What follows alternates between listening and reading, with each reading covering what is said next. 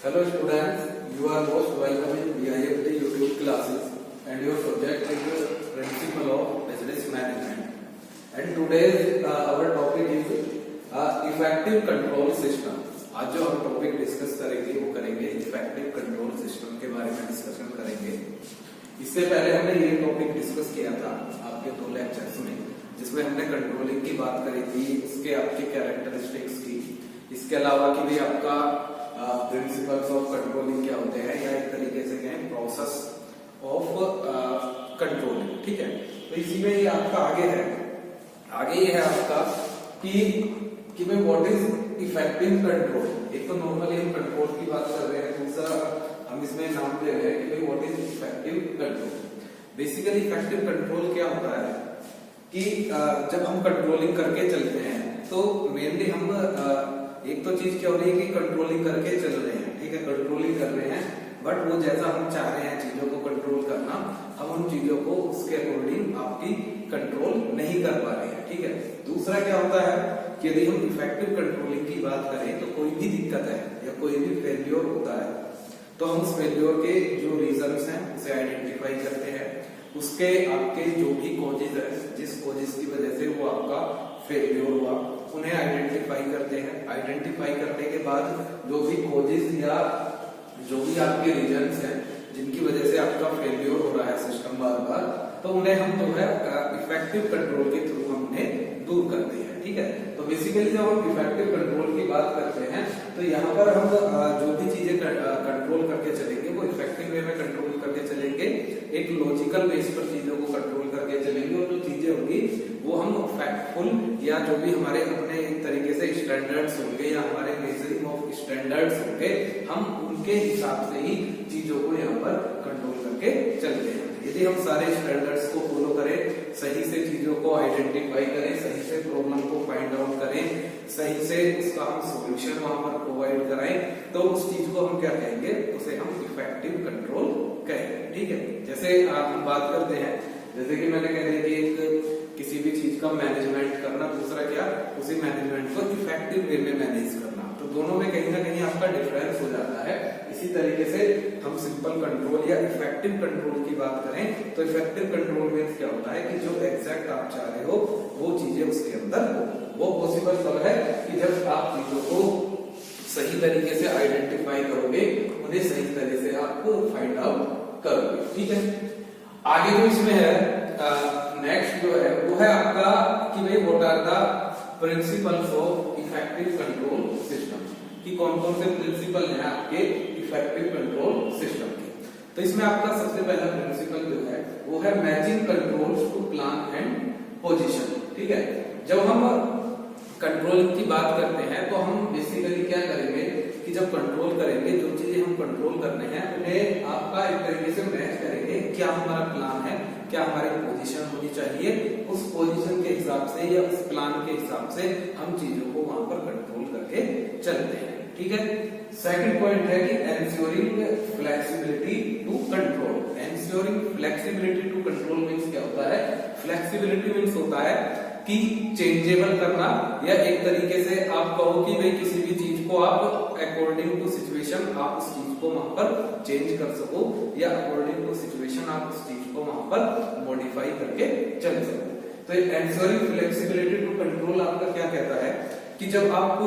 Controlling करके चलते हो तो आप इस चीज को एंश्योर करो कि कहीं पर कंट्रोलिंग करते टाइम आपको चीजें चेंज करनी है, या कहीं पर कंट्रोलिंग करते टाइम जो है आपको चीजें बदलनी है, तो आप अपना सिस्टम इस तरीके से रखिए कि जिसे कि आप क्या कर सके, उसे आप इजीली फ्लेक्सिबली उस चीज को आप वहां पर चेंज कर सको। थर्ड है ensuring accuracy. Ensuring accuracy means क्या होता है कि जब हम इफेक्टिव कंट्रोल की बात करते हैं तो एक तो सबसे पहला क्या है कि जो हमारे स्टैंडर्ड्स आपके होते हैं वो हमारे स्टैंडर्ड्स आपके एंश्योर हो, स्टैंडर्ड्स हमारे एक तरीके से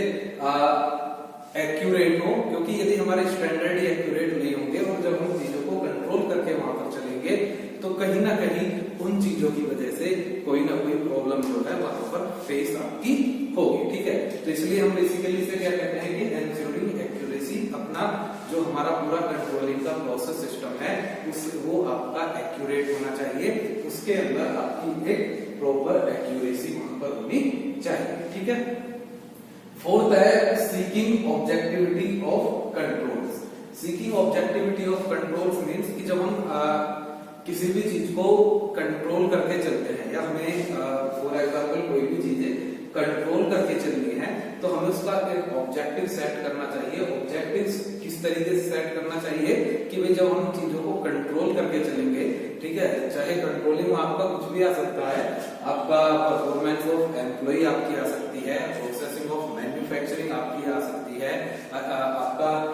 मैनेजमेंट ऑफ फंड आ सकता है, कुछ भी चीजें उसके अंदर आ सकती है, कॉस्ट आपकी आ सकती है कंट्रोलिंग के अंदर कि किस तरीके से हम कॉस्ट को कंट्रोल करें। तो उसके लिए हमें क्या करना होता है कि एक ऑब्जेक्टिव सेट करना होता है। यदि हम इफेक्टिव कंट्रोल की बात करें कि हम काम को इस तरीके से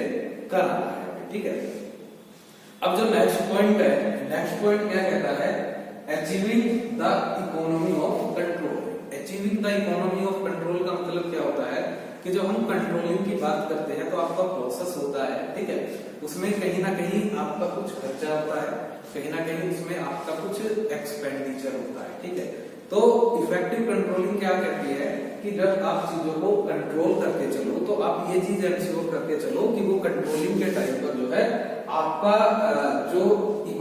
आपकी कॉस्ट है या जो भी आप एक्सपेंडिचर करते हो वो आपका एक्सपेंडिचर इकोनॉमी, ठीक है, इकोनॉमिक मीन्स की चीज को आपका सस्ता हो, वो ज्यादा आपका जो है जो सिस्टम है या जो आपका एक्सपेंडिचर है वो आपका ज्यादा ना। नेक्स्ट है इसमें नेक्स्ट पॉइंट जो है वो है tailoring control to individual manager. इसमें एक चीज ये है कि भाई जैसे ऑर्गेनाइजेशन है, मैनेजर्स हैं आपके, ठीक है, प्रोडक्शन से आपको अलग मिलेगा, मार्केटिंग से आपको अलग मिलेगा, एचआर से आपको मैनेजर अलग मिलेगा और फाइनेंस से मैनेजर आपको अलग मिलेगा। तो यहाँ पर ये क्या कहता है, इफेक्टिव मैनेजमेंट सिस्टम आपका क्या कहता है कि भाई जो भी आपके मैनेजर्स है, ठीक है, वो इंडिविजुअली उस चीज को वहां पर डील करें।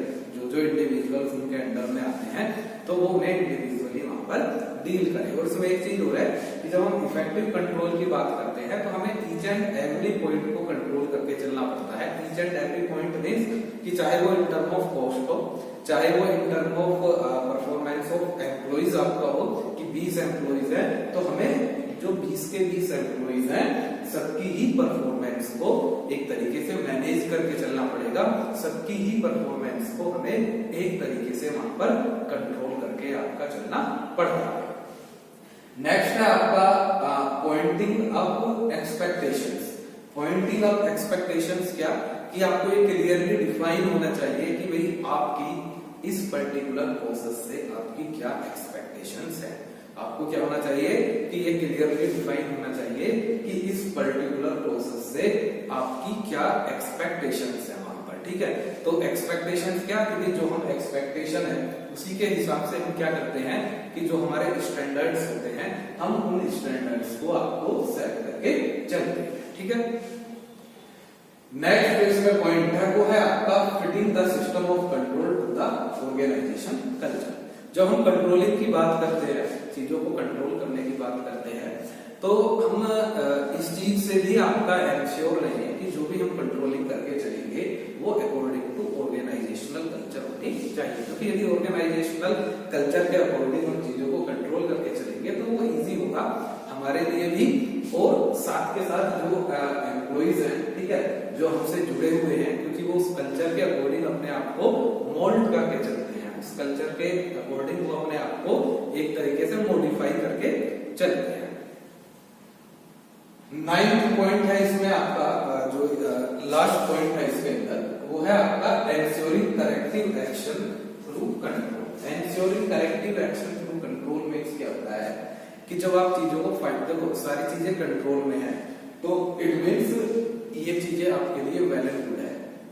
वेल एंड गुड मीन्स कि भाई जो भी चीजें हैं सारे हमारे कंट्रोल में चल रही हैं, हमें कोई दिक्कत नहीं है, उससे हमें कोई प्रॉब्लम नहीं है। यदि चीजें कंट्रोल में नहीं है, चीजें मतलब या पॉइंट्स आपके कंट्रोल में नहीं है, जैसे मैंने आपको पहले ही बताया था कि उसमें आपकी सारी चीजें आ जाती है, तो हमें क्या करना होता है कि ये एंश्योर करना होता है कि जो भी हम करेक्टिव मेजर्स यहाँ पर लेंगे उन्हें भी हम इफेक्टिव वे में वहां पर अप्लाई करके चलेंगे। आइए